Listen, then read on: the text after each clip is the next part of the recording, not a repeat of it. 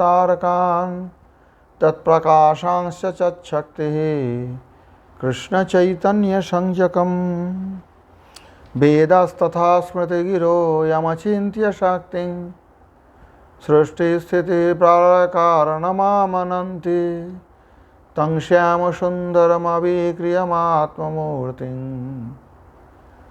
सर्वेश्वरं प्रणतिमात्रवशं भजामि।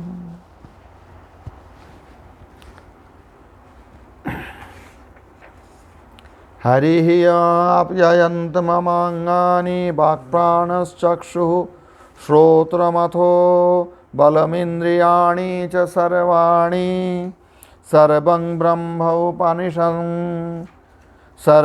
ब्रह्मोपनिषदं माहं ब्रह्म निराकुर्यां मा ब्रह्म निराकरोत् अनिराकरणमस्तु अनिराकरणं मेस्तु तदात्मनि निरते या उपनिषत्सु धर्मास्ते मयि सन्तु ओम शांति शांति शांति।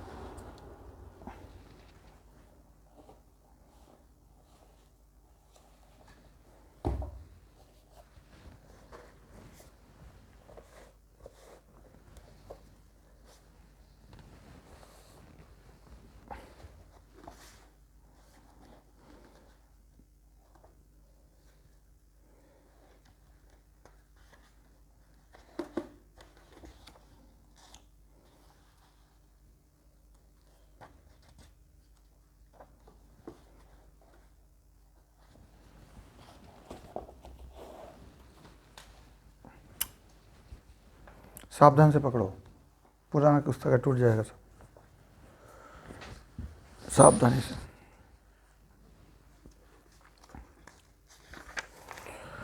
केने ओम केनेषितं पतति प्रेषितं मनः केन प्राणः प्रथमः प्रैतियुक्तं केनेषितं वाचमिमां वदन्ति चक्षुः श्रोत्रं कौ देवो युनक्ति श्रोत्रस्य श्रोत्रं मनसो मनो यद् वाचोह वाचं सौ प्राणस्य प्राणः चक्षुषश्चक्षुरतिमुच्य धीरः प्रेत्यास्माल्लोकादमृता भवन्ति न तत्र चक्षुर्गच्छति न वाग्गच्छति नो मनः न विद्म न विजानीमो यथैतदनुशिष्यात् अन्यदेव तद्विदितादथो अविदितादधि इति शुश्रूमु पूर्वेषां येनस्तद्व्यचचक्षिरे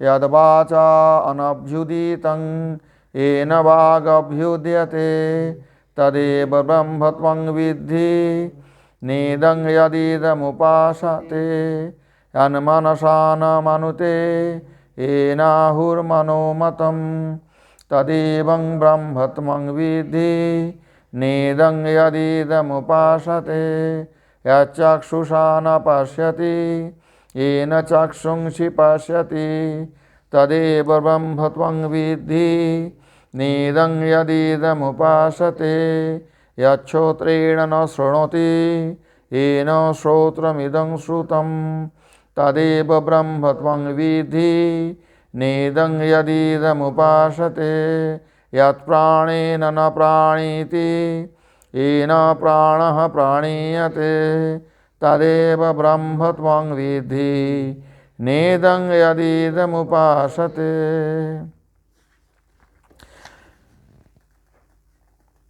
श्रीमदानंद तीर्थ भगवत पादाचार्य विरचितं भाष्यम ओम अनंत गुण पूर्णत्वादगम्याय सुरैरपि सर्वेष्टदात्र देवानां नमो नारायणायते। मंत्र देखो, सूत्रार्थ। प्रथम मंत्र का सूत्रार्थ चर्चा किया हम लोग। अब द्वितीय मंत्र का सूत्रार्थ सुनो। एवं शिवेन पृष्ठ चतुर्मुख नारायणं ध्वात्वा परिहारमाह श्रोत्रस्य इति। या श्रोत्रस्य श्रोत्रं श्रोत्वत्वप्रदं त्वया पृष्टं यन मनसो मनो मनस्त्वप्रदं पृष्टं यच्च वाचो वाक्प्रदत्वं वाक्प्रदं पृष्टं वाक्त्वप्रदं पृष्टं यश्च प्राणस्य मुख्य प्राणस्य प्राणत्वप्रदः पृष्टः यच्चक्षुषश्चक्षुष्त्वप्रदं पृष्टम् उपलक्षणमेतत् यच्च अन्नेन्द्रियनियामकं पृष्टं तत्स स एव मम ध्यान विषयीभूत नारायण एवेत्यर्थः। श्रोत्रादीन्द्रिय देवता नियामको नारायण इति वेत्तुः फलमाह अतिमुच्येति। जब महादेव जी ने पूछा ब्रह्मा जी से, शंकर जी जब ब्रह्मा जी से पूछा तो उसका जवाब देते हुए श्रोत्रस्य श्रोत्रं मनसो मनोज, द्वितीय मंत्र देखो, 2 नंबर का मंत्र। श्रोत्रस्य श्रोत्रम, जो श्रोत्रों का भी श्रोत्रत्व प्रद है, अर्थात जिसने कान को कान बनाया, कानत्व श्रोत्रत्व दिया।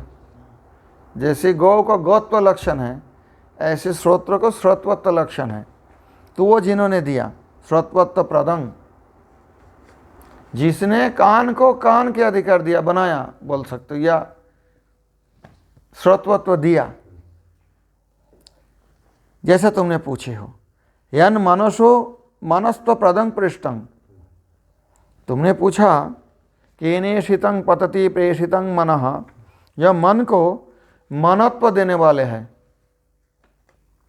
मन को जिसने मन बनवाया, जिन्होंने वाक्य को वाक्यत्व देने वाले हैं, जो प्राण को यश्च प्राणस्य मुख्य प्राणस्य प्राणत्व प्रदः पृष्ठः प्रथमः प्रेति युक्तम। प्रथमः मतलब मुख्य प्राण, केन प्राणः, ये प्रश्न था प्रथम मंत्र में। यक्षुषश्चक्षुष्ट प्रदं पृष्ठम, नेत्र को जो नेतृत्व दिए हैं तुमने, जो पूछे हैं, उपलक्षण में था, अर्थात इसके अलावा भी बहुत कुछ है जो भगवान ने दिया है। नेत्र को नेतृत्व दिया है, त्वच को त्वचत्व दिया है। ऐसा तत्स उ स एव मम ध्यान विषयीभूत नारायण एव, निश्चित रूपेण वो मेरा ध्यान के विषयीभूत भगवान नारायण ही है, जिन्होंने ये सब दिया है, जिनके द्वारा प्रेरित होकर मन कहीं विषय के प्रति जाते हैं, जिनके द्वारा प्रेरित होकर नेत्र कर्ण आदि अपने अपने सामर्थ्य प्राप्त करते हैं, तो वो भगवान नारायण है। अगर जो ये जानेंगे इसको, जिनका ये ज्ञान हो गया कि श्रोत्रादि इंद्रिया देवता नियामक नारायण इति वेत्तुः फलमाह, जो इसको जानकारी कर लेंगे, जान लेंगे, हृदय से अनुभव कर लेंगे, वो फल क्या होगा उसका? अतिमुच्यते।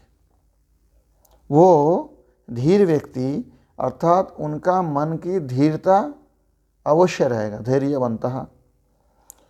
तो नारायणं प्रेत्य प्रकर्षण ज्ञात्वा, जब अच्छी तरह से जानेंगे कि हमारे जो कान को श्रोत्रत्व प्रदान करने वाले, चक्षु को चक्षुत्व प्रदान करने वाले, वाक् को वाक्त्व प्रदान करने वाले भगवान नारायण ही हैं, तो वो अच्छी तरह से जानकर, प्रकर्षण ज्ञात्वा, अच्छी तरह से जानने की मतलब क्या है? यहाँ प्रैति मतलब प्रेत्य के मतलब प्रेत्य, अस्माद् लोकात् अमृता भवन्ति। दूसरे नंबर मंत्र देखो, प्रेत्य के मतलब होता है, यहाँ पर जो हमारे पूर्वाचार्य जी ने किए हैं, माधवाचार्य जी के भाष्य अनुसार, प्रेत्य के मतलब होते हैं प्रकर्षेण ज्ञात्वा, अच्छी तरह से जान के, अच्छी तरह से जानने की मतलब क्या है, अपरोक्षीकृत्वा तम अपरोक्षीकृत्य जावत। जितना कुछ वेद वाक्य है, जितना कुछ श्रवण करते हैं, उसमें भगवान नारायण परोक्ष रह जाते हैं, परोक्ष रूप से रहते हैं। परोक्ष रूप से बोलते हैं अपरोक्ष रूप, अर्थात प्रत्यक्ष। समझ में नहीं आई बात? अरे इतना समझाता हूँ फिर भी समझ में नहीं आता। अपरोक्षिक मतलब क्या होता है? जैसे कोई बोला आज देखो, कोई शहर ले लो ना, दिल्ली ले लो, मुंबई ले लो, वहाँ ऐसे बड़े बड़े बिल्डिंग हैं, वहाँ ऐसी ऐसी रास्ता है, वहाँ ऐसा गाड़ी चलती है, ट्रेनें बहुत जल्दी चलती है। ये सारे ज्ञान हुआ परोक्ष ज्ञान, क्योंकि आज तक तुमने मुंबई देखा नहीं, मुंबई। समझ में आई बात? ये जितना ज्ञान किया है ये सब परोक्ष है। किसी ने बोला, किसी किताब में पढ़ा, कहीं देखा, न्यूज़पेपर में चित्र देखा, जैसे भी हो, ये सभी ज्ञान परोक्ष है। जब अपरोक्षीकृत होगा तब मुंबई को अच्छी तरह से मुंबई को जान पाओगे कैसा है, जब जाओगे वहाँ पे साक्षात देखोगे। अभी समझ में आई बात? परोक्ष अपरोक्ष क्या मतलब होता है? तो प्रेत्य के मतलब होता है प्रकर्षेण ज्ञात्वा, अच्छी तरह से उस भगवान को जानकर। तो अच्छी तरह से जानने की मतलब क्या है? साक्षात्कार। तम अपरोक्षीकृत्वा इति यावत् अस्मात् लोकात् चरमोत्पेन प्रसिद्ध्वात् शरीरात् प्रेत्य। जब भगवत दर्शन हो जाएगा तो ये शरीर से, अस्मात् लोकात् मतलब ये शरीर एक लोक माना गया, ये चरम शरीर त्याग करके, मतलब चरम शरीर क्यों? आगे उनका शरीर धारण करना नहीं पड़ेगा, जड़ शरीर।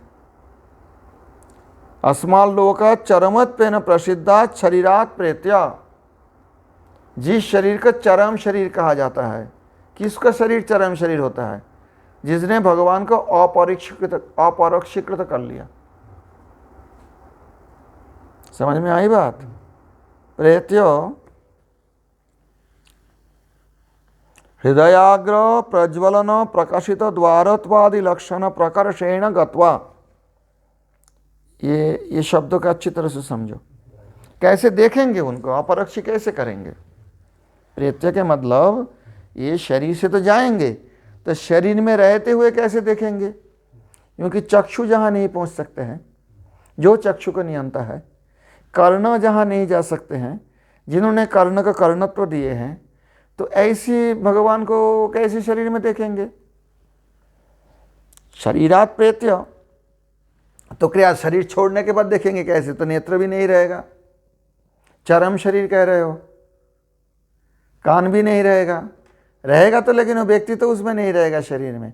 तो उसके मतलब ये है, शरीरात् प्रेत्य के मतलब होते हैं हृदयाग्र प्रज्वलन, हृदय के आग्र प्रज्वलन प्रकाशित द्वारत्वादि लक्षण प्रकर्षेण गत्वा।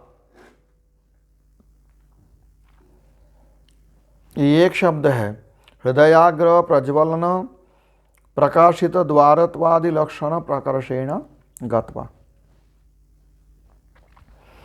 मैंने बताया इससे पहले, जब क्या बोला याद है? भूल गए। तेषामेव अनुकंपार्थम अहमज्ञानजं तमः नाशयामि आत्मभावस्थ ज्ञान दीपेन भास्वता। भगवान कहते हैं उनका अनुकंप करने के लिए, मेरे एकांत भक्त जैसी मेरे लिए व्याकुल हो जाते हैं, उनको कृपा करने के लिए मैं उनके हृदय में ददामि बुद्धि योगं तं येन माम उपयान्ति ते। बुद्धि योग रूप ज्ञान मैं प्रदान करता हूँ उनके हृदय में, उसी से माम उपयान्ति, मेरे को पास आते हैं। तो कैसे आएंगे वही बताया, हृदयाग्र प्रज्वलन प्रकाशित द्वारत्वादि लक्षण। जब हृदय में पहले ही प्रज्वलित तो हुआ है, क्या प्रज्वलित है? ज्ञान दीप। वो प्रज्वलित किसने किया है? ज्ञान दीप का हृदय में भगवान स्वयं करते हैं, तब उनके जान पाएंगे। अभी तक समझ में नहीं आया इनको। हृदय में अग्र प्रज्वलित, शरीर रहते रहते ही जिसमें प्रज्वलन किया गया, अग्र प्रज्वलित मतलब क्या, शरीर छोड़ने के बाद देखेगा या रहते हुए देखेगा? तो रहते हुए कैसे देखेगा? हृदय अग्र जो प्रज्वलन प्रकाशितो द्वारत्वादि लक्षण। जब हृदय में भगवान तेषाम एवानुकंपर्थम अहम अज्ञानजं तमः नाशयामि आत्मभावस्थ जैन दीपेन भास्वता। भास्वता मतलब प्रकाश करने वाले जो ज्ञान दीप है उसके द्वारा वो मैं उनके हृदय में प्रज्वलित करूँगा। तो हृदयाग्र प्रज्वलन प्रकाशित द्वारत्वादि लक्षण प्रकाश। ये जो प्रकाशित होता है द्वार, कौन सी द्वार? भगवत प्राप्ति के द्वार। ये न माम उपयांति थे। जब हृदय में मानो किसी कमरा बिल्कुल अंधेरा है, द्वार कहाँ नहीं दिखा जाता है, इधर से निकल के कहाँ जाएंगे? तो संसार में जीव जब भटके हुए है माया संसार में, उसका द्वार नहीं मिल रहा है, कैसे भगवान के पास पहुँचेंगे? तो भगवान जब वो प्रदीप दीप प्रज्वलन कर देंगे हृदय में, तब वो द्वार देख लेंगे, प्रकाशित हो जाएगा, किधर से निकलना है निकल पड़ेगा।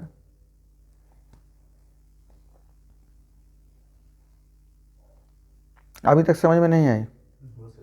हृदयाग्र प्रज्वलन प्रकाशित द्वारत्वादि लक्षण प्रकर्षेण गत्वा। तो अपरक्षीकृत भी होगा, भगवत दर्शन भी होगा और भगवत प्राप्ति के द्वार भी पता लग जाएगा, इधर से जाने से मिल जाएगा। एक दृष्टांत दिया गया, जैसे अंधेरा कमरा में द्वार नहीं दिखते, निकलेंगे कैसे? कोई दीप जाल देंगे तो पता लगेगा कि यहाँ से निकलो, चलो भगवान के पास पहुँच जाए, तो द्वार प्रकाशित हो जाएगा। परंतु वो कौन ज्वालाएंगे? वो हृदय ज्ञान दीप। अपने प्रयास से नहीं कर पाएगा जीव। जब तक वो ब्रह्म जीव के हृदय में वो ज्ञान दीप प्रज्वलित नहीं करेंगे कृपा करके, अनुकंपा करके, तब तक जीव नहीं जा पाएंगे और रास्ता ही उनका मिलेगा नहीं, किधर से जाएंगे? ये नो माम उपयांति थे, जिसके द्वारा मेरे पास आते हैं, मेरे समीप में आते हैं। उपमल समीप जानते जाते हैं। इसलिए तो गीता पढ़ा है, लेकिन गीता आप लोग पढ़ते नहीं हो, याद भी नहीं रखते हो, तो फिर ये कैसे समझेंगे उपनिषद? गत्वा, वहाँ से जाकर प्रेत्य गत्वा अतिमुच्य, अतिमोक्ष को प्राप्त करेंगे। अतिमुच्य के मतलब होता है प्रारब्ध कर्मणा इति शेषः, अर्थात प्रारब्ध कर्म खत्म हो जाएगा तो शरीर खत्म हो जाएगा। अरे जन्म नहीं, जन्म से पहले प्रारब्ध कर्म लेके आए हम लोग इस संसार में, इस शरीर में भोगने के लिए। जब प्रारब्ध कर्म खत्म हो जाएगा, तब प्रारब्ध कर्म से जीव मुक्त हो जाएगा, तब शरीर त्याग करके चला जाएगा। अमृता भवंती मतलब मुक्ता भवंती इत्यर्थ। तो ये जो दूसरे मंत्र का अर्थ तो समझ गए हो ना, प्रथम खंड का।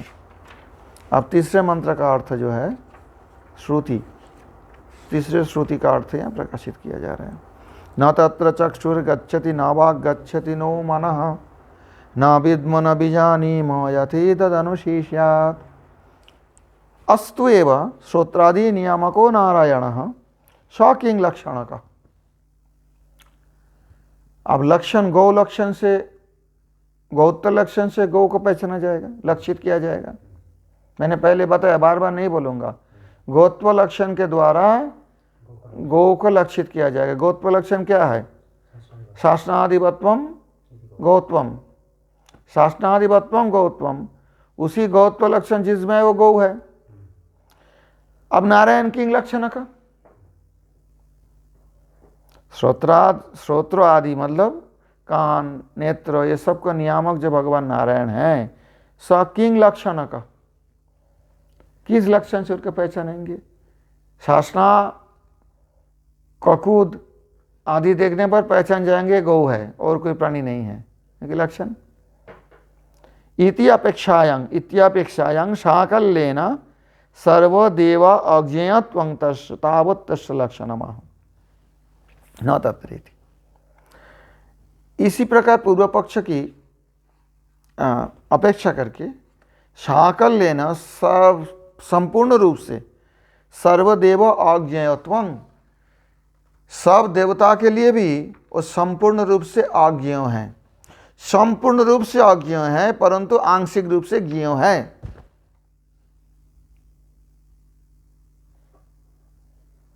ये उनका लक्षण बता रहे हैं। ये एक लक्षण है। संपूर्ण रूप से साकर लेना कोपी ज्ञातुं न समर्था, संपूर्ण रूप से भगवान को कोई भी जानने में समर्थ नहीं हो सकता, चाहे कितने बड़े देवता क्यों ना हो। उसी तृतीय मंत्र में न तत्र चक्षुर्गच्छति के द्वारा प्रकाश कर रहे हैं। चक्षुश्च चक्षुर अभिमानी देवस्तत्र नारायण विषय न गच्छति या जानाति इत्यर्थः। एवं उत्तरत्र भी आगे आगे भी जो बताया गया उस प्रकार ही बताया गया। न वाग्गच्छति नो मनः, अर्थात उनको जानते नहीं है। जानते नहीं है कि मतलब क्या होता है, संपूर्ण रूप से नहीं जानते हैं। उपलक्षणम एतत् न तत्र श्रोत्रं गच्छति इत्याद्यापि ग्राह्यम ननु चक्षुरादि अभिमानी सूर्यादि अज्ञोऽपि भगवान सर्वदेवतमत्वेन त्वया ज्ञेयः स्यात् इत्यतः न विद्महि न विद्म न बीजानीमा। अब कहते हैं जो भगवान है तो चक्षु के अभिमानी देवता कौन है? सूर्य देव है। तो सूर्य देव जिनको जानते नहीं है, जिनके लिए सूर्य देव के लिए जो आज्ञा है होने पर भी जब भगवान का सर्वदेवोत्तम कहा गया तो उसके मतलब आज्ञा हो शायद यहाँ पर जो हाँ सूर्य नहीं जान सकते हैं, लेकिन प्रश्न किससे कर रहे हैं? ब्रह्मा जी का। कौन कर रहा है? शंकर जी, सदाशिव शंकर जी जब प्रश्न कर रहे, कहते आप तो सारे देवताओं के उत्तम हो ब्रह्मा जी, आप तो जानते होंगे। तो आज यहाँ शायद ये प्रश्न आ जाता है शंकर जी के मन में। चलो सूर्य आदि देवता तो आपके अधीन है, आप तो सर्वदेवोत्तम हैं ब्रह्मा जी। देवानां प्रथम संभव विश्वस्य कर्ता भुवनस्य धर्ता इत्यादि इत्यादि भागवत में वर्णन है। तो ब्रह्मा जी तो जानते होंगे, इसलिए कहते हैं न विद्म न बीजानीम। सामान्य विशेष ज्ञानो निषेधार्थं वा परोक्ष अपरोक्ष ज्ञानो निषेधार्थं वा आदरार्थं वा द्विरुक्ति। यहाँ द्विरुक्ति हुआ, न विद्म न बीजानीम दोनों एक ही अर्थ में। नहीं जानता हूँ, नहीं जानता हूँ, मैं नहीं जानता हूँ, हम नहीं जानते हैं। तो क्यों यहाँ द्विरुक्ति है? कहते हैं सामान्य विशेष ज्ञान निषेध करने के लिए। सामान्य विशेष ज्ञान क्या होता है? ये सब न्याय के शब्द है। सामान्य विशेष ज्ञान होता है जैसे हर गौ एक प्रकार नहीं है, लेकिन एक सामान्य विशेषता सब गौ में दिखेगा। गौ गौ में अंतर होता है, एक गौ दूसरे गौ जैसे नहीं है, एक गाय दूसरे गाय जैसा नहीं है, परंतु एक सामान्य विशेष ज्ञान तो सब में होगा। गाय का जो विशेषता है सब में रहेगा, उसी से पता चलेगा जो ये गाय है। परंतु भगवान के बराबर कोई नहीं है। गौ एक जाति है, भगवान किसी जाति के अंतर्गत एक ही है। समझ नहीं पाया? गाय तो बहुत है, हजारों लाखों हैं। अब सामान्य विशेष ज्ञान गौ एक जाति है, तो गौ जाति का लक्षण होता है, जैसे वो शासनाधिपत्यम गौत्वम। अब उसी लक्षण से आप गाय पहचान लोगे।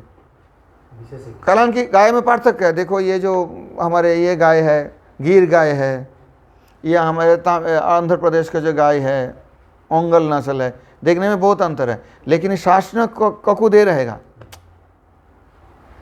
उनका जो विशेषता है वो सामान्य विशेष लक्षण है। कम विशेष, विशेष मतलब और से अलग।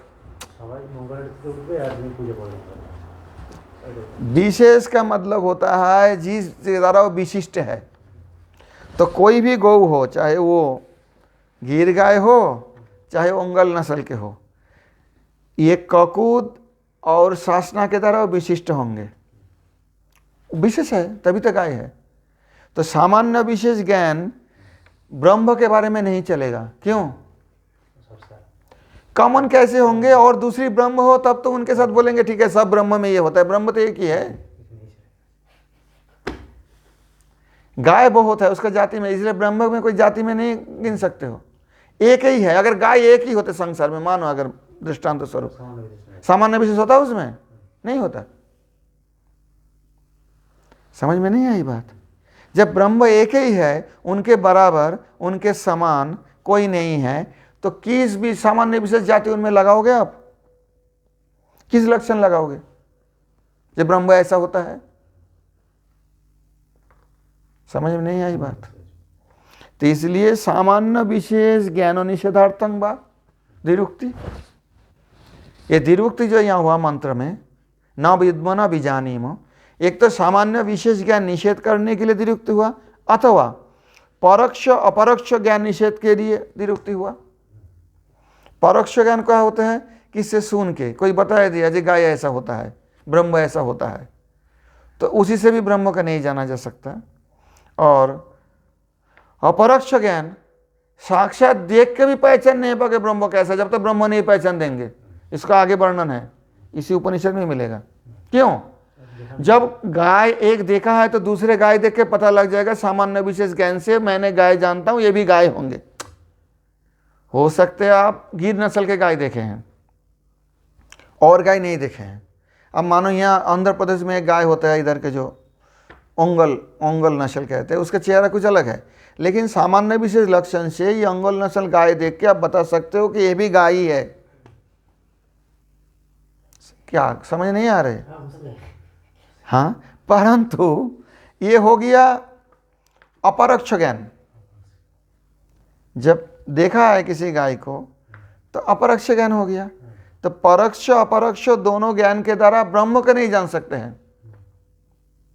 क्यों नहीं जान सकते हैं? एक ही तो है। तो देखेंगे तो पैसे, अरे क्या हो गया, इतना गर्मी लग रहा है, कमाल की बात है, सहन करो, नहीं चलाना, वो चल रही है। तो परोक्ष अपरोक्ष ज्ञान निषेधार्थं वा द्विरुक्ति ही। परोक्ष ज्ञान के भी निषेध कर रहे हैं, अपरोक्ष ज्ञान के भी निषेध है। ब्रह्म में परोक्ष अपरोक्ष दोनों चलेगा ही नहीं। कोई बोल दिया ब्रह्म ऐसा है तो उससे जान लिया, ये भी संभव नहीं है। और साक्षात्कार के बाद भी संभव नहीं है, क्योंकि उस ऐसी कोई वस्तु आपने देखा ही नहीं है जिसके साथ इसकी तुलना करके आप कह सकते हैं ये भी ब्रह्म है। जैसे गाय देख के बोला ये भी गाय है, तो इसलिए भी द्विरुक्ति होगा। अथवा आदरार्थं वा द्विरुक्ति, और कभी कभी आदर अर्थात कोई वाक्यों को ज्यादा मर्यादा देने के लिए द्विरुक्ति किया जाता है, दो बार बोला जाता है। न विद्म न बीजानीम यथैतद् अनुशिष्यत, यथै तद अनुशिष्यात्। यद्वा, और ये भी व्याख्यान हो सकता है इसी श्रुति का, क्योंकि श्रुति में तो कोई अर्थ होते हैं ना, और सभी उसमें यथार्थ है, ऐसे नहीं कह सकते कि अर्थ नहीं है। यद्वा सूर्यादीनां स्वतो नारायण ज्ञान असंभवेपि, सूर्य आदि जो देवताओं की बात बताया गया, जो इंद्रियों के अधिष्ठात्री देवता है, उन सूर्यादि देवताओं को स्वतः नारायण ज्ञान असंभव होने पर भी, स्वतः नारायण ज्ञान मतलब अपने आप कोई नारायण का नहीं जान पाएंगे, ऐसा होने पर भी सर्वदेवोत्तमेति त्वदुपदेशेन ज्ञानं स्यात्। आप तो ब्रह्मा जी, आप तो सर्वदेवोत्तम हो, आपके उपदेश से तो उनका ज्ञान होना चाहिए। इत्यतः न विद्म इति, हो सकता है इसी के लिए भी ब्रह्मा जी बोल दिया मैं नहीं जानता हूं। एतद् नारायण स्वरूपं यथा यथावत् अनुशिष्यात् अनुशिष्यां युष्मदादिषु उपदेशं कुर्यां तथा न विद्म इत्यर्थः। ये जो नारायण स्वरूप यथा यथैतद् अनुशिष्यात्, ये शब्द का व्याख्या कर रहे हैं। यथावत् अनुशिष्यात् अनुशिष्यां युष्मदादिषु उपदेशं कुर्यां तथा न विद्म इत्यर्थः।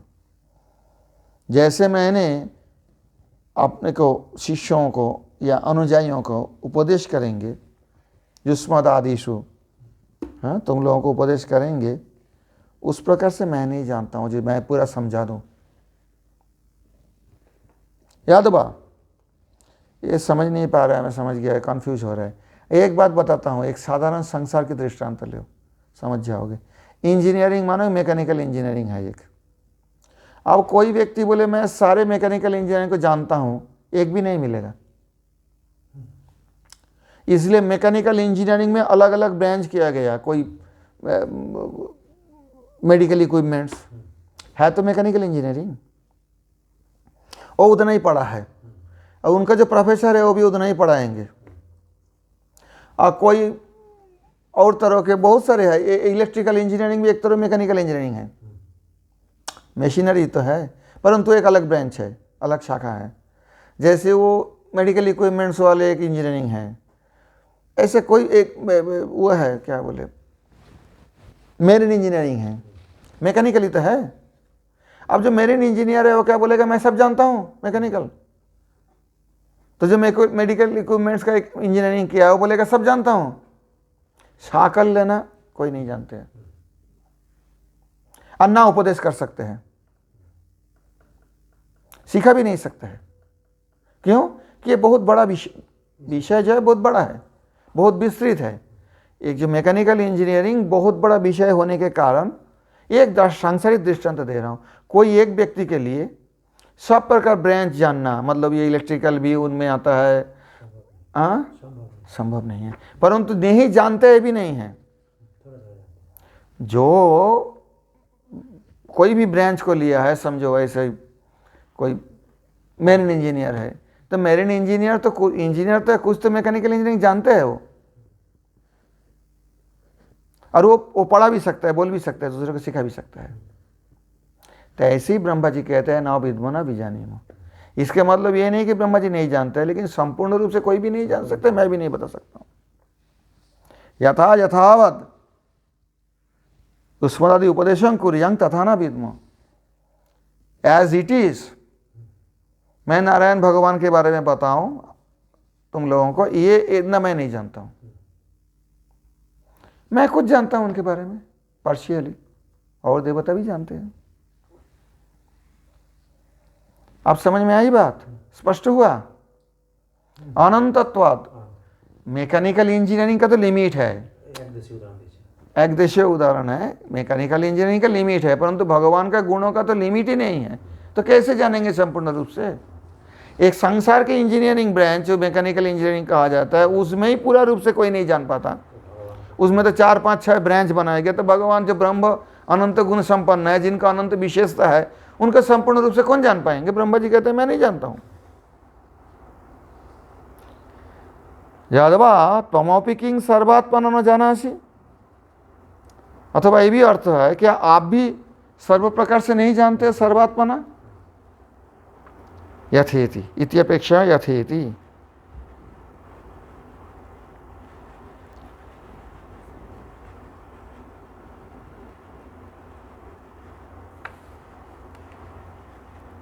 यथेतद अनुशिष्यात्।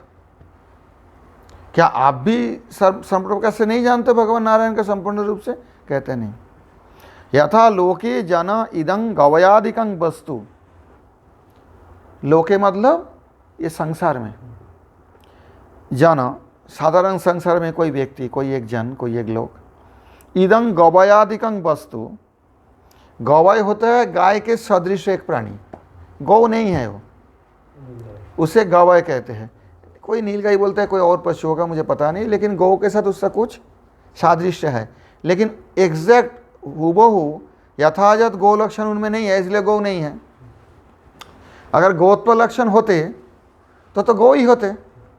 गौत्व लक्षण नहीं है, शासना ककूत ये नहीं है, परंतु गौ के साथ मिलते जुलते हैं। तो गवय नाम के कोई प्राणी के बात बताते गए, शास्त्र में बहुत जगह में इनके उदाहरण मिलेंगे आपको। गवय, गौ सदृश गवय। तो यथा लोके इदं गवयादिकं वस्तु एतत् गवादि सदृशम इति अनुशिष्यात् जानीयात्। अर्थात गवय किसी ने नहीं देखा, मानो कोई एक व्यक्ति ने, परंतु गौ को देखा है और गौ के सदृश गवय है, ऐसा उनको ज्ञान है। तो जब गवय नामक पशु को देखेगा तो अंदाज लगाएगा कि हाँ ये गवादि सदृशम, गौ जैसा लग रहा है, लेकिन गौ का लक्षण इसमें पूरा नहीं है, तो इसलिए ये गवय होगा। इति अनुशिष्यात् जानीयात्। ऐसे जैसे जानते हैं कोई व्यक्ति, तथा परमात्माख्यं वस्तु एतत् सदृशम इति वयं न विद्मः। उस प्रकार से परमात्मा सदृश वस्तु, परमात्मा नाम के जो वस्तु है, परमात्माख्य वस्तु एतत् सदृशम, इसके बराबर, ये तो हम नहीं जानते हैं। उनके बराबर तो कुछ है ही नहीं। अब समझ में आई बात? वयं न विद्मः, हम लोग नहीं जानते। गौ जानने से गवाय को अंदाजा लगा के जान लेंगे, ठीक है ये गवाय है, क्योंकि गौ जैसा लक्षण कुछ दिखता है, लेकिन पूरा पूरी नहीं है, गौ है, सादृश्य है। तो परमात्मा के साथ किसके सादृश्य, उनके बराबर कौन है? इसलिए वयं न विद्मः। यथेतत् अनुशिष्यात्, यथा एतत् अनुशिष्यात्। जैसे संसार में लोग एक वस्तु को गौ देख के, गौ के ज्ञान से गवाय का ज्ञान कर लेते हैं, ऐसा परमात्मा को हम नहीं जान सकते हैं। बस समझ में आई बात? तो कठिन बोल रहा था, समझ में नहीं आता बोल रहा था, तो बहुत आसान है बेटा, मन लगाना पड़ता। ये 3 नंबर मंत्र हो गया, समझ में आई बात? तर्हि कथं जानी था, देखो सूत्रार्थ देखो, चतुर्थ जो मंत्र है, तर्हि कथं जानी था, तो फिर कैसे जानेंगे? अगर ऐसी ही बात हो तो ये वस्तु जानेंगे कैसे? भगवान आ जाए तो भी तो नहीं जान पाएंगे। गवाय आ जाने से जानेंगे गवाय है, क्योंकि गौ को जानता है, उसके साथ मील है, सादृश्य है। किताब सावधानी से बेटा, बिल्कुल फट जाएगा, इधर उधर तो टूट जाएगा, एकदम पेपर टूट गया। तो जब परमात्मा के सदृश कुछ नहीं है तो कैसे जानेंगे? तर्हि कथं जानीथ इति अपेक्षायां कार्य कारणात्मक जगत विलक्षणत्वेनैव जानीमः। ये जो कार्य और कारणात्मक जगत है, ये जगत जो हम देखते हैं ये कार्य है, इसका पीछे कारण जो प्रकृति महोद अहंकार आदि है, इससे विलक्षण है। वो विलक्षणत्वेनैव जानीमः, इसी लक्षण से उनको लक्षित नहीं किया जा सकता। विलक्षण मतलब इसी लक्षण से लक्षित नहीं किया जाता है। गौ लक्षण से भैंस को लक्षित नहीं किया जा सकता है, क्योंकि भैंस जो है गौ से विलक्षण है, उससे कुछ और लक्षण है। तो ये कार्य कारणात्मक जो जगत है, ये लक्षण से उनका लक्षित नहीं किया जा सकता है। अन्यदेव तद्विदिताद अथो अविदितादधि, 4 नंबर मंत्र देखो, श्रुति इति शुश्रूम पूर्वेषां येनस्तद्व्यचचाक्षिरे।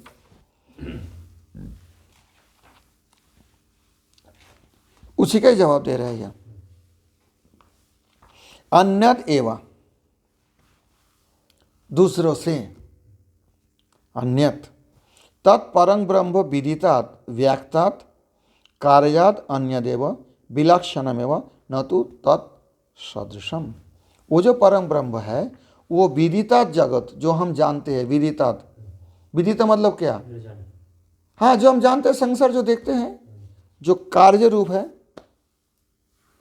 यहाँ देखो ना, कार्यात व्याख्यात कार्यात अन्य देव, वो अन्य है, अलग है इससे, विलक्षणम है वो, न तो तत्सदृशम। अर्थात कार्य और कारणात्मक जगत में जो कार्यात्मक जगत हम देखते हैं, कार्यात्मक क्या है? देखो ये पुस्तक, ये देखो, ये तो एक कार्य है ना, इसके पीछे कारण है, किसी ने इसको छपवाया, पेपर में पेपर बनवाया गया, किसी ने प्रूफ करेक्शन किया, तो वो सब कारण है, ये कार्य है। कार्य से विलक्षण और कारण से भी विलक्षण। कार्य विदित है, कारण अविदित है। मैं पुस्तक देख लिया, लेकिन मुझे पता नहीं है पेपर कैसे इसको बनाया गया, किस मटेरियल से बनाया गया, कौन सी फैक्ट्री में बनाया गया, बनाया तो गया कहीं ना, तो कारण तो पीछे है, और किसी ने इसका प्रूफ देखा है, किसी ने ये सारी डिजाइनिंग किया है। ये हो सकता है मैं नहीं जानता इनको, पुस्तक को देख रहा हूँ, पुस्तक को जानता हूँ, ये है कार्य, और इसके पीछे जो सारे कारण है वो है कारणात्मक। तो ये जगत का जो देखा जाता है, जगत कार्य कारणात्मक है। समझ में आई बात? जो देखते हैं वो कार्य है, लेकिन उसके पीछे कुछ कारण है जो हम नहीं जानते हैं। तो विदितात् अविदितात् दोनों से ही विलक्षण है। ये विदित कार्य है, अविदित कारण है। देखो यहाँ पर दिया है, कार्याद अन्नदेव विलक्षणम एवं न तो तत्सदृशम। न केवलम एतावत्, इतना ही नहीं, किंतु अविदितात् अथवा अव्यक्तात् प्रकृति आदि कारणादपि अन्यदेव। और जो कारण है, जो हमारे जानकारी नहीं है, जिसके बारे में ये जगत कैसे बना है, उस कारण से भी, प्रकृति आदि से भी ये अलग है, विलक्षण है। समझ में आई बात? ननु कार्य कारण वैलक्षण्यत्वा कथं महात्मा विशेष लाभ। अब कहते हैं आप उसे कार्य से भी विलक्षणता बता रहे हो, कारण से भी विलक्षणता बता रहे हो, तो फिर उसकी महात्मा विशेष क्या मिल रहा है? वो तो जगत का कार्य भी नहीं है, कारण भी नहीं है, आप कहते अलग है उनसे, फिर कौन सा विशेष महात्मा मिला है उनसे? कहते हैं नहीं, कार्य वैलक्षण्यं कारणे कारण वैलक्षण्यं च कार्ये अस्ति इत्येतावता तत्र महात्मा विशेष लाभ इति चिन्ना। ऐसे कहते हैं नहीं, कार्य वैलक्षण्यं कारणे, कारण में कार्य से कुछ विलक्षणता रहते हैं। ये कार्य कारण तो नहीं है ना, ये विलक्षण है। और कारण विलक्षण, कारण जो है उससे कार्य कुछ अलग लक्षण है। ये किताब कार्य है, इसके पीछे जो कारण है उसका लक्षण अलग है, इसका लक्षण अलग है। तो कारण वैलक्षण्यं च कार्ये अस्ति इत्यावता तत्र महात्म विशेष लाभो, ऐसा नहीं। उसको क्यों खींचते हो और उधर रखो, इधर ठेलते क्यों हो? पैर में लगता है, अरे। तो कार्य वैलक्षण्य कारण में नहीं है, कारण में है, कारण वैलक्षण्य कार्य में है, इसलिए इसका महात्म विशेष, ऐसा नहीं। कार्य कारण वैलक्षण्यं ही तद विरुद्ध लक्षणवत्वम, कार्य कारण का से विलक्षण होना ही उसके विरुद्ध लक्षणवत्व है, वो इस सब के विरुद्ध लक्षण युक्त है। तच्च सर्वोत्तमत्वम एवेति तल्लाभो संभव, और वो सर्व उत्तमत्व क्या विलक्षण है कि ये सर्वोत्तम नहीं है, कार्य भी सर्वोत्तम नहीं है जगत रूपी, और कारण रूपी प्रकृति भी सर्वोत्तम नहीं है, परंतु वो सर्वोत्तम है, यही उनका विलक्षण, वही लाभ है। संभव इति भावेनाह अधीति अन्यदेव तद विदितात् अथो अविदितात् अधि। ये अधि, ये जो अधि इति विदितात् अविदिताच्च, जानकारी जो वस्तु हम जानते हैं विदित है, जो नहीं जानते अविदित है, वो दोनों से ही सर्वस्मात् अधिकत्वेन वर्तमानम, ये सबसे अधिक है। वो अधिक मतलब उत्तमत्व विचार से सबसे ज़्यादा अच्छा है। अनेना अनुपमत्वम सर्वत्वमत्तं च इति लक्षणांतर मुक्तं भवति। ये श्रुति के द्वारा ब्रह्म के अनुपमत्व, अनुपमत्व मतलब जिसका उपमा नहीं है। अरे गवय गौ सदृश, ये उपमा लक्षण है। तो हाँ, यहाँ उपमा नहीं है, अनुपम है, अनुपमत्व। ब्रह्म किसके सदृश बोलोगे? इसलिए अनुपमत्वम, उपमा नहीं है जिनका। अनुपमत्वम और सर्वोत्तमत्वम, सबसे श्रेष्ठ तो एक ही होता है ना। सर्वोत्तम बोलने से सभी से उत्तम, अर्थात बाकी जो सारे हैं इनसे नीचे है, तो जो सर्वोत्तम होंगे एक ही होंगे। तो यहाँ दो बात बताया गया इसी मंत्र में। कौन मंत्र में? अन्यदेव 4 नंबर मंत्र में, श्रुति में। तद विदितात् अथवा अविदितात् अधि, अधि मतलब ये सबसे ऊपर है, सर्वोत्तमत्व है और अनुपमत्व है, अनुपमत्व। ये दोनों लक्षणांतर मुक्तं भवति, ये दोनों लक्षण यहाँ बताया गया ब्रह्म का। इदं न केवलम स्वकल्पितम, और ये जो है मैं बोल रहा हूँ, ब्रह्मा जी कहते हैं मैं अपने कल्पना करके नहीं बोल रहा हूँ ये बात सारे। तो कैसे? इति सुश्रुम पूर्वेशां, ये मैंने पहले वाले से सुना है ऋषि मुनि से। ये नस्तद वैसे चक्षिरे, मैं अपने कल्पित नहीं बोल रहा हूँ, इति सुश्रुम पूर्वेशं। ये व्यासादयो नो अस्मभ्यं तद ब्रह्म स्वरूपम व्याचचक्षिरे व्याख्यातवन्तः। व्यासादि पूर्व पूर्व अस्मभ्यं नो इजे नो नस्तद, न मतलब हम लोगों को, अस्माकं नः अस्माकं, अस्मभ्यं तद ब्रह्म स्वरूपम व्याचचक्षिरे व्याख्यातवन्तः। जो पहले पहले जो व्यास आदि हमें ब्रह्म के बारे में, उनके स्वरूप के बारे में व्याख्यान किए हैं। तेषां पूर्वेषां वचनमिति सुश्रुम, ऐसे पूर्व पूर्व आचार्यों के वचन मैंने सुना। पूर्वेषां सकाशात इति वा, और पूर्व में जैसे उनसे सुना हूँ, बात वही है। तो चतुर्थ मंत्र का अर्थ समझ गए बात। अन्यदेव तद्विदितात् अथो अविदितादधि इति शुश्रुम पूर्वेषां एनस्तद्व्यचचक्षिरे। अब पंचम मंत्र देखो। लक्षणांतराणि अपि वदन् लक्षणोक्ते प्रयोजनमाह। लक्षणांतर बोलने के बाद आप लक्षण बोलने का प्रयोजन क्या है ये बता रहे हैं। यद्वाचा अनभ्युदितं येन वाक् अभ्युद्यते तदेव ब्रह्म त्वं विद्धि नेदं यदिदमुपासते। यद्वाचा वागींद्रियेण अनभ्युदितं, अभ्युदित होना मतलब विकसित होना, अनभ्युदितं मतलब विकसित नहीं होना। नंग लग गया, नंग में मैंने बोला ना, नंग प्रत्यय में जहाँ स्वरवर्ण हो उसके बाद तो अन लगेगा, और नहीं तो अ लग जाएगा।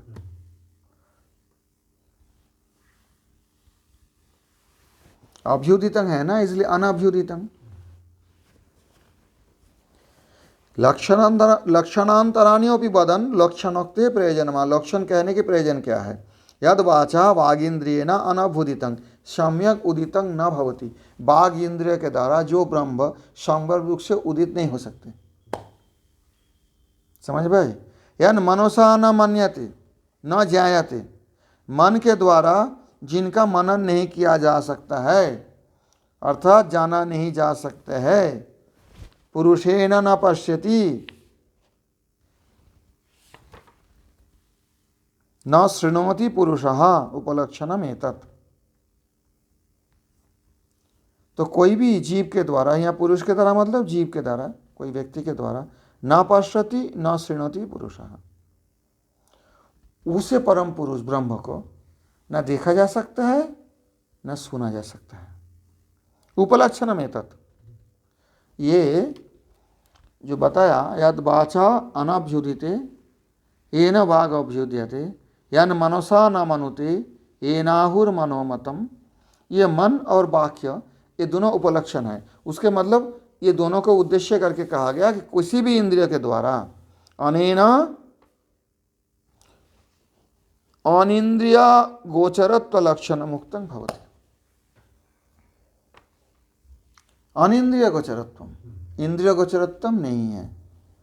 सिर्फ दो इंद्रियों का बताया, बाघ इंद्रिय और चक्षुर इंद्रिय, मन इंद्रिय, सॉरी मनस, चक्षुर नहीं।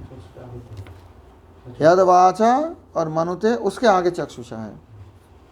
पहले तो ये देखो 5 नंबर श्रुति का देखो। यद वाचा अनभ्युदितम इत्यनेन साकल्येन सर्ववेद अप्रतिपाद्यत्वं चोच्यते। संपूर्ण, साकल्य मतलब संपूर्ण रूप से, सकल, सकल से साकल्य आया, समझ गए बात।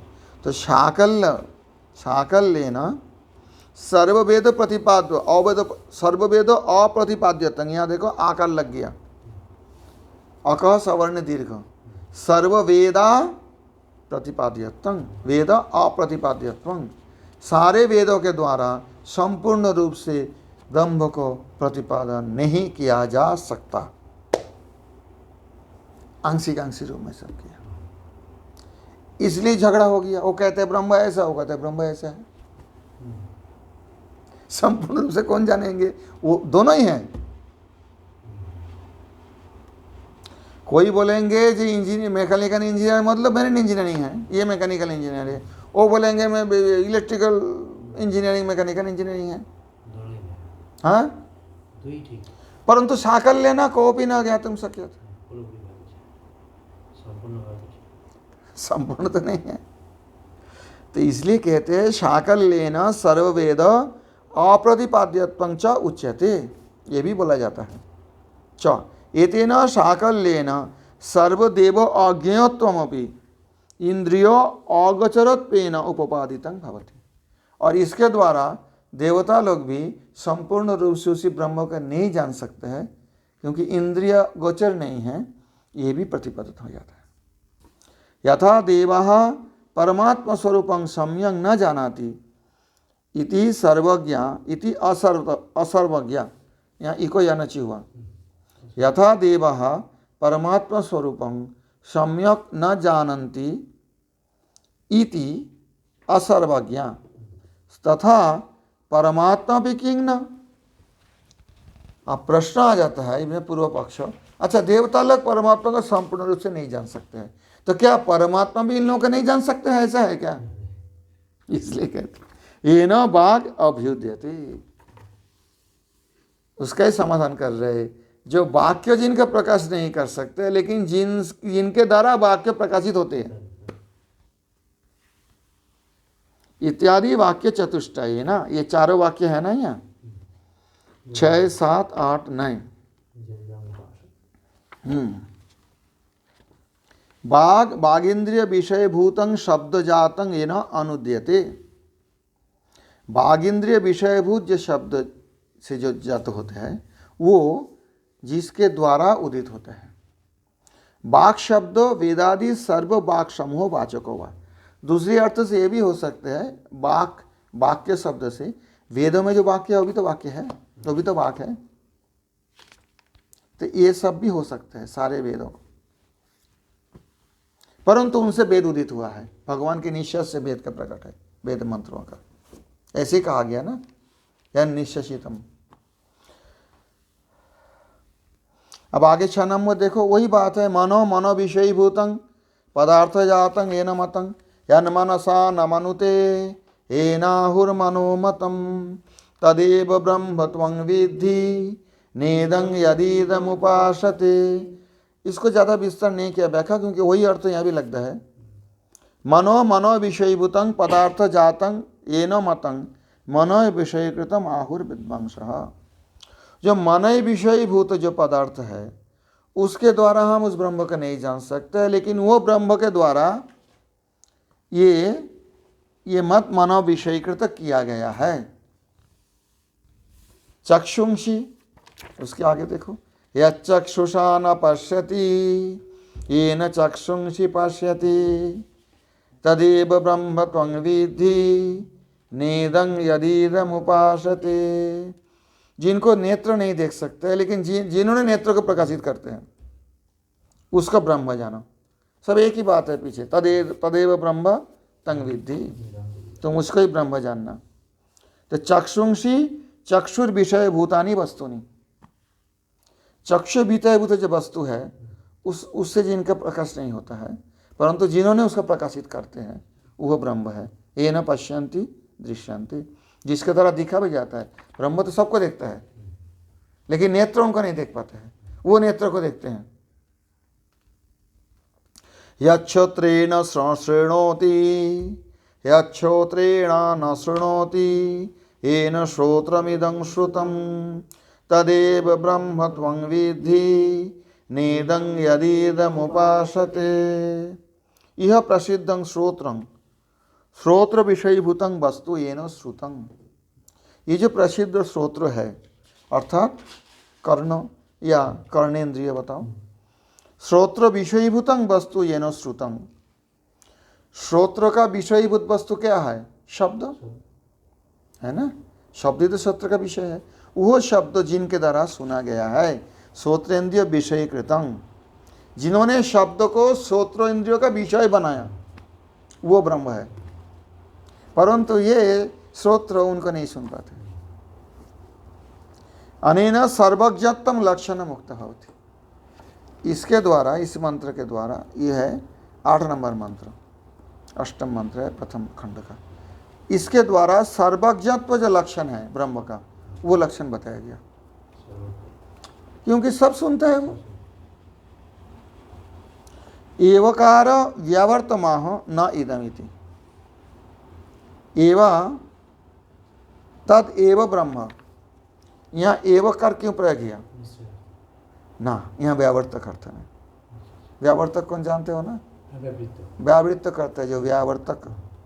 एवकार व्यावर्तम आह न इदम, एवकार के यहाँ व्यावर्त होता है, न इदं तद एव ब्रह्म तंग विद्धि न इदं यद इदम उपासते, जो तुम्हारे सबसे निकट में बैठे हैं, हृदय में बैठे हैं, उसको जानो। तो एवकार व्यावर्तमाह, एवकार को व्यावर्त करते हुए कहते हैं न इदम इति, तद ब्रह्म इदं जीव स्वरूपं न विद्धि, ये जीव स्वरूप को वो ब्रह्म नहीं जानना। तथा अज्ञानस्य मिथ्या ज्ञानत्वेन अनर्थ हेतुत्वात्, अज्ञान का मिथ्या ज्ञान होने के कारण अनर्थ के कारण है। अज्ञान क्या है? मिथ्या ज्ञान है, तो अनर्थ के कारण हेतु बन जाता है। इसलिए न इदम तद एव ब्रह्म, वहाँ एवकार कहाँ? व्यावर्त कर, यही ब्रह्म अन्यतम है, यही ब्रह्म है, दूसरा नहीं। न इदम, तुम जीव को ब्रह्म मान नहीं सकते हो। एक गुण का था है। तो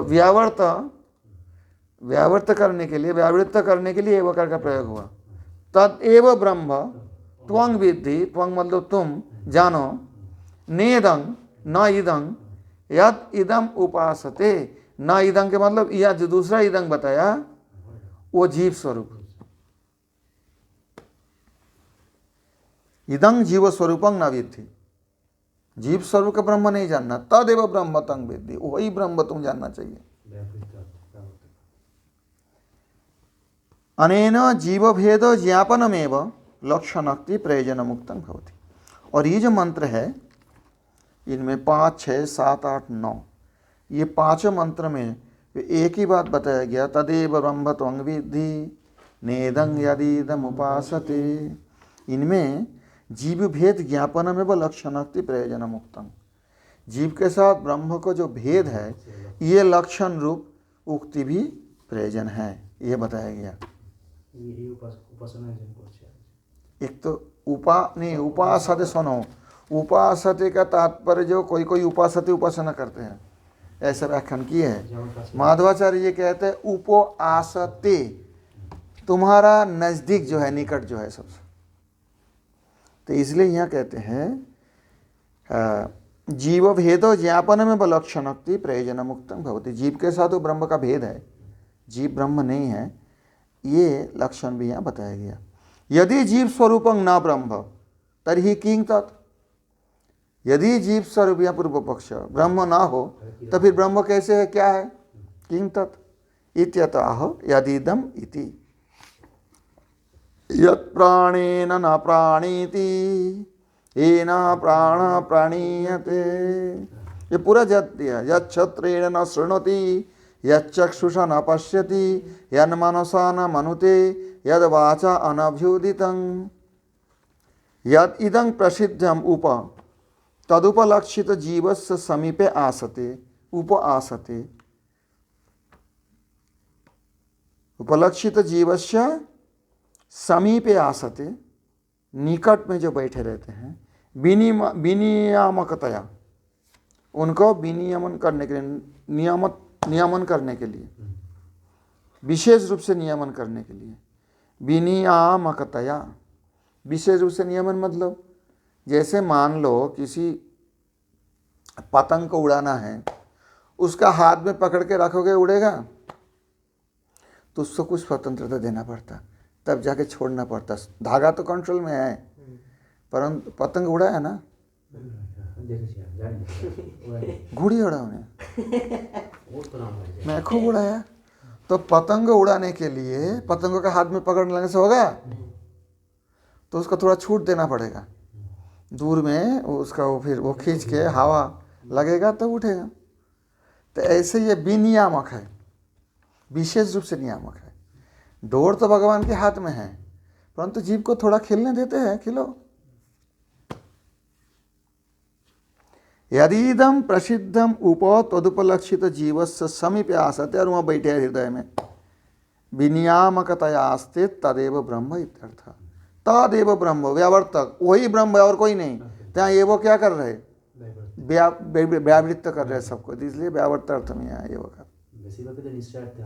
हाँ, एवोकार में कोई अर्थ होता है, यहाँ एवो जो है व्यावर्तक अर्थ में, वो ही ब्रह्म है और नहीं है, और जो देखते हुए सब ब्रह्म नहीं है। यत् प्राणेन न प्राणीति, देखो नवम मंत्र, ये खंड का अंतिम मंत्र है। येन प्राण प्राणीयते तदेव ब्रह्म त्वं विद्धि नेदं यदीदम उपासते। यत् प्राणेन प्रेरितं सत् न प्राणीति न चेष्टते। प्राण के द्वारा प्रेरित होकर जो प्रयास नहीं करते,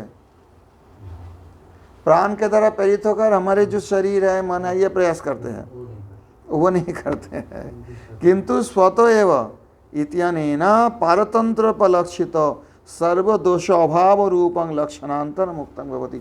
और एक लक्षण ब्रह्म के बता रहे, ब्रह्म परतंत्र नहीं है, बाकी सब परतंत्र है, क्योंकि माधव मत में दो ही तत्व है, स्वतंत्र परतंत्र। तो यहाँ स्वतंत्र लक्षण जो ब्रह्म का है वो लक्षणांतरम उक्तं भवति, वो लक्षण भी यहाँ बता रहे। स्वतो एव, तो प्राण के द्वारा प्रेरित होकर प्रयास नहीं करते हैं वो, परंतु स्वतः ही करते हैं। इसी प्राणतंत्र व उपलक्षित सर्वदोषाभाव रूपं, परतंत्रता तो एक दोष है, बाकी इसके साथ इसका उपलक्षण करके और भी सारे दोष है। तो सर्वदोष के अभाव जिनमें हैं, ऐसे लक्षण बता रहे। सर्वदोष अभाव रूपं लक्षणम, जिस ब्रह्म में परतंत्रता तो नहीं है और परतंत्रता को, परतंत्र को उपलक्षण करके किसी प्रकार का दोष नहीं है, ऐसा लक्षण युक्त ब्रह्म का यहाँ बताया गया। येनो प्राण प्राणीयते, यत् प्राणेन न प्राणीति, प्राण के द्वारा प्रेरित होकर जो प्रयास नहीं करते हैं, परंतु जिसके द्वारा, तृतीय विभक्ति, येन प्राणः प्राणीयते, जिनके द्वारा मुख्य प्राण प्राणीयते सम्यक नियत, सम्यक रूप से लाते हैं, लाइन पे लाते हैं, सीधा हिंदी में कहने से। अर्थात इति सकल नियामको प्राण नियामकत्वक्त्वा, तो ये जो मनुष्य के शरीर में जो सारी क्रियाएं होती है, इसका नियमन कौन करते हैं? प्राण। अरे प्राण रहे तब तो सब होगा, प्राण ही नहीं रहे तो क्या करेगा? और प्राण कमजोर हो जाएगा तो उठ भी नहीं पाएगा आदमी, जान नहीं है कहा जाता है ना। तो ये शरीर का, सावधानी से किताब पकड़ो बेटा, ये शरीर का येनो प्राण मुख्य प्राण प्राणीयते सम्यक नियते, सही रास्ते पे चलाते हैं। इति सकल नियामक प्राण नियामकत्वक्त्वा, सबका नियमन करने वाले जो प्राण है उनका भी नियमन करने वाले वो ब्रह्म है, वो एक लक्षण बताया गया। सर्व नियामकत्व में लक्षणम उक्तं भवति। तब ब्रह्म का कितना लक्षण बताया? एक तो बताया सर्व दोष अभाव रूपम, सर्व नियामक रूपम, ये सब ब्रह्म लक्षण बता रहे हैं। परंतु इनमें सजातीय विजातीय स्वगत भेद नहीं है। ब्रह्म के सजातीय है नहीं, ब्रह्म के विजातीय नहीं है, स्वगत भेद नहीं। सकल नियामक प्राण नियामकत्वक्त्वा सर्व नियामकत्वमेव लक्षणम उक्तं भवति। तो ये जो नवम जो श्रुति है, मंत्र है, इसमें ये सर्व दोषाभाव, किसी प्रकार दोष उनमें नहीं है, परतंत्र तो है ही नहीं, स्वतंत्र है, बाकी सारे जो है सब परतंत्र है, और दोष भी उनमें है, परंतु ब्रह्म में परतंत्र नहीं है और कोई दोष नहीं है, ये एक लक्षण। और सर्व नियामक, ये एक लक्षण। और इससे आगे भी 2-3 लक्षण दिया है ना। इंद्रिय अगोचरत्व लक्षण है क्या? एव तो सब है, तत् एव ब्रह्म त्वं विद्धि, ये जो एव है यह व्यावृत्त कर रहा है, वो ही ब्रह्म है, वो छोड़ के और ब्रह्म नहीं है, सबको व्यावृत्त कर दिया ना। तद एव ब्रह्म त्वं विद्धि, तुम जानना, वही ब्रह्म है। न इदम यद इदम उपासते। तो ये समझ में आई बात। द्वितीय खंड और दिन करेंगे, पहले प्रथम खंड का ये मंत्र को अच्छी तरह से समझ लो, हो सके कंठस्थ करो। द्वितीय खंड में 5 मंत्र है और तृतीय खंड में जाके आपका मिलेगा 3 ही मंत्र मिलेगा, गद्य रूप में है तृतीय खंड। ठीक है, तृतीय खंड गद्य रूप में है, उनका भी व्याख्या हम देखेंगे। और चतुर्थ खंड में 4 मंत्र हैं। तो ये जो है उपनिषद संपूर्ण होता है। छोटा सा उपनिषद है, समझना आसानी है,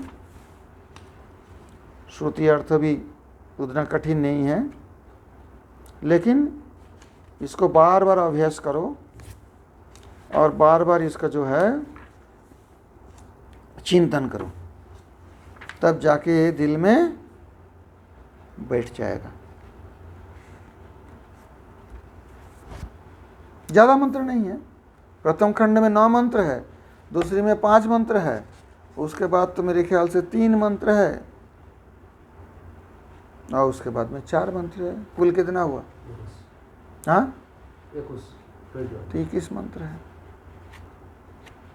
इसको पाठ करो मंत्रों को और इसका अर्थ अनुसंधान करो, तभी दिल में बैठ जाएगा।